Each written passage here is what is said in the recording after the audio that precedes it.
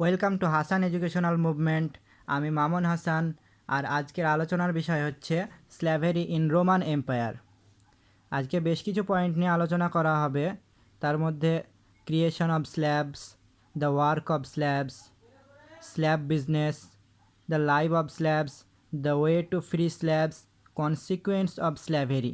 এছাড়াও আলোচনার শেষে তিনটে বিষয় নিয়ে আলোচনা করব সংক্ষেপে। এগুলি হচ্ছে what is vernae, what is manumissio, what is Saturnalia festival. তো আলোচনার প্রথম পয়েন্ট, ক্রিয়েশন অফ স্ল্যাবস। রোমে জনগণরা প্রধানত দুইটি শ্রেণীতে বিভক্ত ছিল। একটা হচ্ছে প্যাট্রিসিয়ান এবং আর একটা হচ্ছে প্লেভিয়ান।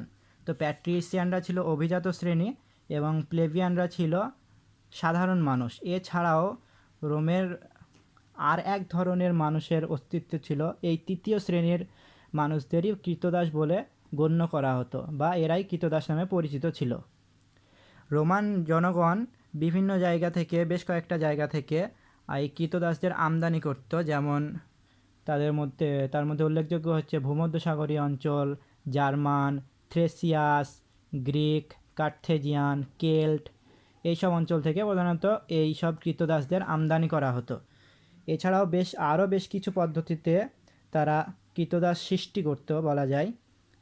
যেমন রোমান সৈন্যরা যুদ্ধবন্দীদের অনেক সময় পাইকারি দাস ব্যবসায়ীদের কাছে বিক্রি করে দিত, আর এই পাইকারি দাস ব্যবসায়ীরা এই যুদ্ধবন্দীদের দাস বাজারে এনে বিক্রি করে দিত দাস হিসেবে।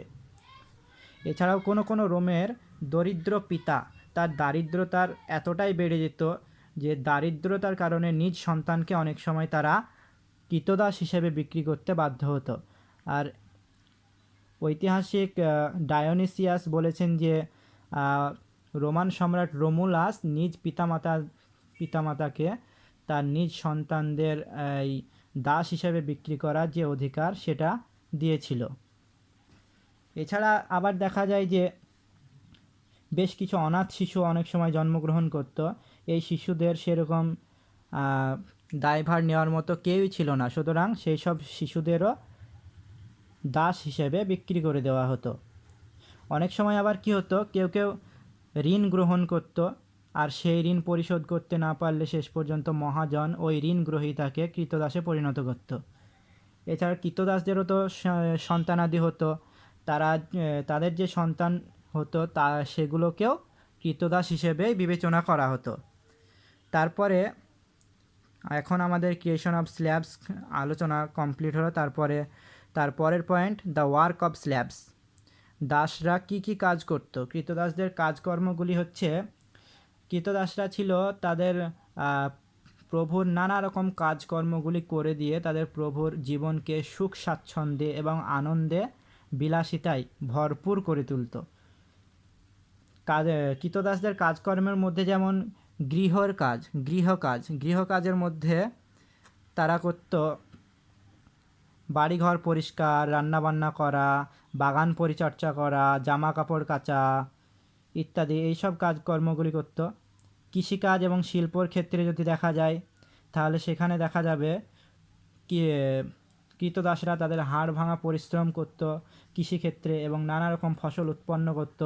মূলত কৃতদাসদের উৎপাদিত কৃষিজ পণ্যের ওপরেই রোমান সাম্রাজ্যের অর্থনীতি একটা সময় নির্ভর হয়ে পড়েছিল। গম, জলপাই, আঙুর এইসব ছিল প্রধান ফসল।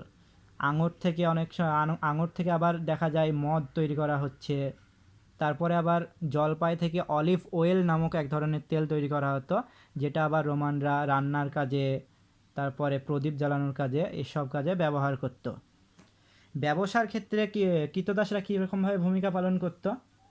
না, ব্যবসার ক্ষেত্রে অনেক সময় রোমের যে জনগণ ছিল তারা চাইতো যে অধিক পরিমাণে মুনাফা অর্জন করবে, অধিক পরিমাণে সম্পত্তির মালিক হবে। সেই জন্য তাদের যে প্রচলিত ব্যবসা, সেই ব্যবসায় অনেক সময় কৃতদাসদের হাতে তুলে দিয়ে তারা নিজেরা অন্য ব্যবসার ক্ষেত্রে মনোযোগ দিত। এইরকমভাবে অনেক সময় কৃতদাসরা ব্যবসার কাজে জড়িয়ে পড়ত। নির্মাণ কার্যের ক্ষেত্রে কৃতদাসরা যথেষ্ট গুরুত্বপূর্ণ ভূমিকা পালন করেছিল। যেমন তারা প্রাসাদ নির্মাণ, সাধারণ গৃহ নির্মাণ, অট্টালিকা, পাকা পয় প্রণালী, রাস্তাঘাট, সেতু নির্মাণ, ক্রীড়াক্ষেত্র নির্মাণ, এসবগুলি সব কিছুই প্রধানত কৃতদাসদের দ্বারাই করিয়ে নেওয়া হতো এবং এর ফলে সাধারণ যে রোমের জনগণ, প্যাট্রিশিয়ান এবং প্লেবিয়ান শ্রেণীর যারা মানুষ ছিল তারা সীমাহীন আনন্দ উপভোগ করত এবং সুযোগ সুবিধা ভোগ করত। এছাড়াও অনেক কৃতদাস কামার হিসেবে, ছুতোর মিস্ত্রি হিসেবে কাজ করত। অনেক সময় দেখা যায় যে কৃতদাসরা ভেড়ার লোম থেকে এক ধরনের বস্ত্র উৎপাদন করত যা রোমান সৈন্যদের ব্যবহারের উপযোগী ছিল, ব্যবহারের জন্যই আর কি তৈরি করত। এছাড়া অনেক সময় কৃতদাসদের যোদ্ধা হিসেবেও নিয়োগ করা হতো যুদ্ধের সময়। তো এভাবেই রোমের কৃতদাসদের কাজ করিয়ে নেওয়া হতো, বিভিন্ন রকম কাজ করিয়ে নেওয়া হতো। তারপরে আমাদের আসবে, এ পয়েন্টটা হয়ে গেল, তারপরে দাস ব্যবসা। দাস ব্যবসা কিভাবে হতো? রোমে এই যে ভূমধ্য সাগরের তীরে একটা বৃহৎ দাস বাজার ছিল, সেই দাস বাজারটার নাম হচ্ছে ডেলস। রোমের এই যে কৃতদাসদের একদম গৃহপালিত পশুর মতোই বেচা কিনা করা হতো। বিক্রয়যোগ্য যেসব কৃতদাসকে বাজারে নিয়ে আসা হতো তাদের আবার বিভিন্ন রকম চিহ্ন থাকতো, যেমন মাথায় মালা পরিয়ে দেওয়া হতো এবং পা সাদা চকে চিহ্নিত করে দেওয়া হতো। যেসব কৃতদাসকে আবার প্রাচ্য থেকে আনা হতো না, তাদেরকে আবার কানে ফুটো করে দেওয়া হতো, কেমন একটা অমানবিক ব্যাপার। তারপরে কৃতদাসদের গলায় একটি বোর্ড ঝুলিয়ে দেওয়া থাকতো, সেই বোর্ডে তাদের বায়োডেটা সম্পর্কে দেওয়া থাকতো। অনেক সময় তারা কোথাও পালিয়ে গিয়েছে কি না, তাদের কাজকর্মের দক্ষতা কেমন, এইসব লেখা থাকতো। তারপরে আর একটা থাকতো যে কোনো কৃতদাসকে যদি তার মালিক কিনলো, কিন্তু কৃতদাসকে পছন্দ হলো না, কিছুদিনের মধ্যে সেই কৃতদাসকে প্রায় 6 মাসের মধ্যে বিক্রি করেছিল দাস ব্যবসায়ীকে, আবার সেই কৃতদাসটি রিটার্ন করা যেত, ফেরত দেওয়া যেত। তবে কৃতদাসদের মূল্য তো থাকবে নিশ্চয়, কে কেমন মূল্যের, সেখান থেকে তারা দাস ব্যবসায়ীরা আয় করতো। এখান থেকে আবার একটা মজার বিষয় হচ্ছে রোমান সরকার এখান থেকে একটা মানে খুব বড় অংশের আয় কর আদায় করতো। হ্যাঁ, রোমান কৃতদাসদের যেমন বিভিন্ন, যারা সবল বেশি, যারা শিক্ষিত বেশি, তাদের মূল্য তত বেশি ছিল, আর যারা একটু বৃদ্ধ হয়ে পড়েছিল, তাদের দামও কম ছিল, যারা অশিক্ষিত ছিল তাদেরও কম দাম ছিল। আবার অনেক সময় কি করা হতো, কি দাস ব্যবসায়ীরা অধিক পরিমাণে মুনাফা অর্জনের জন্য কৃতদাসদের আবার অনেক সময় পতিতালয়েও নিয়োগ করত। তো এভাবেই দাস ব্যবসা চলতো রোমে। একদম কৃতদাসদের গৃহপালিত পশুর থেকেও নিকৃষ্ট হিসেবে মনে করা হতো আর কি। তারপরে চলে আসা যাবে দ্য লাইফ অফ স্ল্যাভস। কৃতদাসদের জীবন কেমন ছিল? সীমাহীন নির্যাতন, কাজের উপর কাজ, মানে এত কাজ করতে হতো, কাজ করতে করতে তারা ক্লান্ত হয়ে গেলেও তাদের কোনো ছাড় ছিল না। যদি তারা কাজ করতে না চাইতো তাহলে তাদের উপর নেমে আসতো সীমাহীন অত্যাচার। কখনো কখনো তাদেরকে বেত্রাঘাত করা হতো। এমনও নিদর্শন পাওয়া গেছে যে তাদেরকে শাস্তি হিসেবে জলাশয়ে ছুঁড়ে ফেলে দেওয়া হতো মাছের খাদ্য হিসেবে। তাহলে ভাবা যায় কেমন একটা অমানবিক ব্যাপার। কৃতদাসরা প্রধানত প্রভুর নিজস্ব সম্পত্তি হিসেবে বিবেচিত হতো। রোমান কৃতদাসরা তাদের ব্যক্তিগত সম্পত্তি মনে করত কৃতদাসদের। তারা চাইলে কৃতদাসকে হত্যা করতে পারত, তারা কৃতদাসকে ভাড়া খাটাতে পারত, এইসব ইত্যাদি তাদের দিয়ে মানে সীমাহীন কাজ করিয়ে নিত। তাদের জীবনে সুখ স্বাচ্ছন্দ্য বলে কিছুই ছিল না। এই সময় এমন কাজ করতে করতে যদি কোনো শ্রমিক, তো এবার কৃতদাসরা তো সবাই তো কেউ না কেউ তো পালিয়ে যাওয়ার চেষ্টা করবেই, তাই না? তো অনেক সময় যদি কৃতদাসরা এই অমানবিক পরিশ্রম ও প্রভুর নির্যাতন থেকে মুক্তি পাওয়ার উদ্দেশ্যে যদি পালিয়ে যেত, তো আর যদি ধরা পড়তো সেই শ্রমিকটা, তাহলে আবার সে আইনের চোখে দুষ্কৃতী বলে গণ্য করা হতো এবং তাকে হাতে পায়ে শেকল পরিয়ে রাখা হতো। তাহলে শেকল পরিয়ে রাখা হতো একদম, মানে কোথাও যাতে যেতে না পারে, আর যাতে পালাতেই না পারে। আর সীমাহীন নির্যাতন, উত্তপ্ত লোহার ওপর ছ্যাঁকা দেওয়া হতো, তাকে কত না নির্যাতন করা হতো। তারপরে গ্ল্যাডিয়েটারের লড়াইয়ে অংশ নিতে হতো কৃতদাসদের। রোমান রোমান নাগরিকরা কী করত, তাদের অবসর সময়ে বিনোদনের জন্য অনেক সময় হিংস্র ক্ষুধার্ত পশু যেমন বাঘ, সিংহ এইসব হিংস্র পশুদের সঙ্গে কৃতদাসদের অনেক সময় লড়াই লাগিয়ে দিত। আর এই লড়াইয়ে অংশ নেওয়া কৃতদাসদের গ্ল্যাডিয়েটর বলা হতো। এইসব ক্ষেত্রে এই গ্ল্যাডিয়েটরের লড়াইয়ে বেশিরভাগ কৃতদাসই মারা যেত।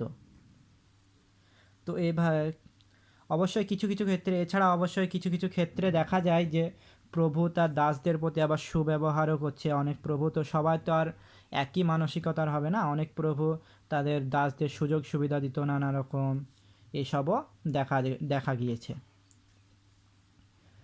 তারপরে আমরা আসবো দ্য ওয়ে টু ফ্রি স্ল্যাভ, দাসদের মুক্তির উপায়।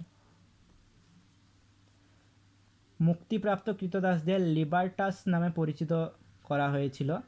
যারা মুক্তি পেয়েছিল তাদের লিবার্টাস বলা হতো। বেশ কিছু উপায়ে কৃতদাসরা মুক্তি পেত।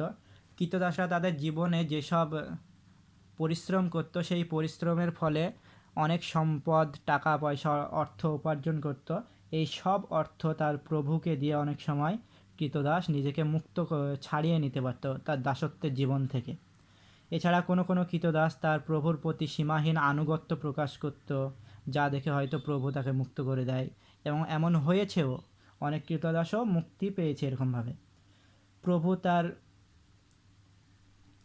এছাড়া কৃতদাস তার প্রভুকে সেবা দান করত, এবং এরকমভাবে সেবা দিতে দিতে একসময় কৃতদাসটি তার প্রভুর প্রিয় পাত্র হয়ে উঠত, খুব ভালোবাসার মানুষ হয়ে উঠত, এবং এই ভালোবাসার মানুষ হয়ে উঠতে উঠতে একটা সময় হয়তো প্রভু খুশি হয়ে ওই দাসটিকে মুক্তি করে দিত।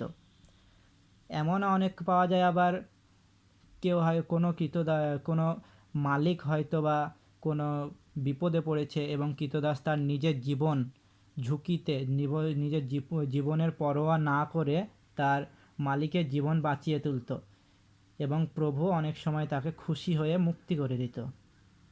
এছাড়াও দেখা যায় যে গ্ল্যাডিয়েটরের লড়াইয়ে যদি কোনো দাস জয়লাভ করতে পারত, তাহলে দাসের মালিকটি তাকে মুক্তি করে দিত খুশি হয়ে। তো এভাবে পঞ্চম পয়েন্ট চলে গেল, পঞ্চম পয়েন্ট আলোচনা হয়ে গেল। এবার শেষ point, consequence of slavery in Rome. এই দাস ব্যবস্থার ফলাফল কি হয়েছিল? কৃতদাসদের উপর ভিত্তি করে রোম সাম্রাজ্যের চরম অর্থনৈতিক অগ্রগতি ঘটলেও কৃতদাস প্রথার পরিণাম শেষ পর্যন্ত সাম্রাজ্যের পক্ষে মোটেও শুভ হয়নি। বেশ কিছু উন্নয়নও হয়েছিল, যেমন কৃষিতে বিপুল উৎপাদন বেড়েছিল কৃষির ক্ষেত্রে। রোমান সাম্রাজ্যের খুবই গুরুত্বপূর্ণ একটি ছিল বিপুল সংখ্যক জনগণের জন্য পর্যাপ্ত পরিমাণে খাদ্যের যোগান দেওয়া, যেটা কিন্তু রোমান কৃতদাসরা কৃষিক্ষেত্রে কাজ করে সেই খাদ্যের যোগান পর্যাপ্ত পরিমাণে দিতে সক্ষম হয়েছিল। এছাড়া খনিতে কাজ করত, খনি থেকে বিভিন্ন রকম খনিজ সম্পদ উৎপাদন করত, এইসব কাজে নিযুক্ত থাকতো।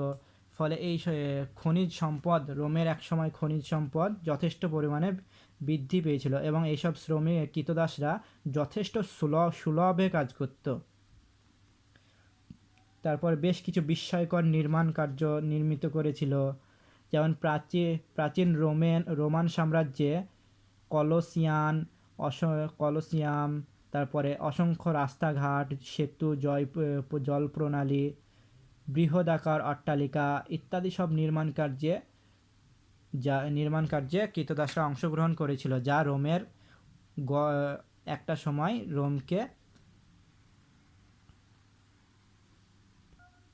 যেটা গিয়ে একসময় রোমান সাম্রাজ্যের ঐতিহ্য প্রকাশ করেছিল।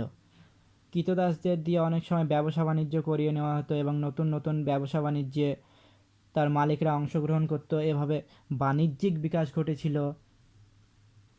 রোমের কৃতদাসরা কৃষিকাজে নিযুক্ত হয়ে জলপাই, আঙ্গুর, গম প্রভৃতি উৎপাদন করত, এবং বিভিন্ন রকম বিলাসবহুল দ্রব্য উৎপাদন করত। কিন্তু বেশ কিছু পজিটিভ পয়েন্ট দেখা গেলেও কিন্তু আলটিমেটলি যেটা বলা যায়, এর প্রভাব কিন্তু নেগেটিভ প্রভাবই পড়েছিল। নাগরিকদের কর্মবিমুখতা, নাগরিকরা অলসতায় প্রচণ্ড অলস হয়ে যায় শেষ পর্যন্ত। অর্থ সংকট দেখা যায় রোমের মানে যে প্রশাসনিক ব্যবস্থা ছিল সেই ব্যবস্থা দুর্বল হয়ে যায়, রোমান রাজকোষে অর্থ সংকট দেখা দেয়, রোমের সেনাবাহিনী যুদ্ধ করতে অনাগ্রহী হয়ে পড়ে, কৃতদাসদের দিয়েই তারা চেয়েছিল যাবতীয় সব কাজকর্ম করিয়ে নেবে, আর এটা তো সম্ভব না, তাই না? রোমান সাম্রাজ্যে এই করতে করতে একটা সময় মানে চরম অবনতি নেমে আসে। পরবর্তীকালে আবার দেখা যায় বেশ কিছু দাস বিদ্রোহ লক্ষ্য করা যায়। যেমন প্রথম কৃতদাস বিদ্রোহ হয়েছিল 104, বেশ কিছু কৃতদাস বিদ্রোহ হয়েছিল। যেমন প্রথম দাস বিদ্রোহ হয়েছিল 135 থেকে 132 খ্রিস্টপূর্বাব্দে, দ্বিতীয় কৃতদাস বিদ্রোহ 104 খ্রিস্টপূর্ব থেকে 100 খ্রিস্টপূর্ব, এবং তৃতীয় দাস বিদ্রোহ হয়েছিল 73 থেকে 71 খ্রিস্টপূর্বাব্দে পর্যন্ত। এই করতে করতে না একটা সময় রোমান সাম্রাজ্যের শেষ লগ্নে যখন খ্রিস্টান ধর্মের উদ্ভব ঘটে, তখন তারা এই কৃতদাস প্রথার অবসানেও কোনো ভূমিকা নেয়নি। শেষ পর্যন্ত 476 খ্রিস্টাব্দে গিয়ে দেখা যায় পশ্চিম রোমান সাম্রাজ্যের পতন ঘটে। তো এভাবেই রোমান সাম্রাজ্যের দাস ব্যবস্থা আলোচনা করা যেতে পারে। তারপরে হচ্ছে হোয়াট ইজ ভার্নি। ভার্নি কী ছিল? একটা নিউ ওয়ার্ড, এটা হচ্ছে রোমান ওয়ার্ড। তো ভার্নি কী ছিল? ভার্নি হচ্ছে প্রাচীন রোমে কৃতদাসদের যে সন্ততি জন্মগ্রহণ করত, এই কৃতদাসদের সন্তানরা আবার জন্মসূত্রে কৃতদাসে পরিণত হতো, যাদের বলা হতো ভার্নি। তাহলে বোঝা গেল যে এই কৃতদাসদের সন্তানরা ভার্নি নামে পরিচিত ছিল, যারা আবার কৃতদাসে পরিণত হয়েছিল।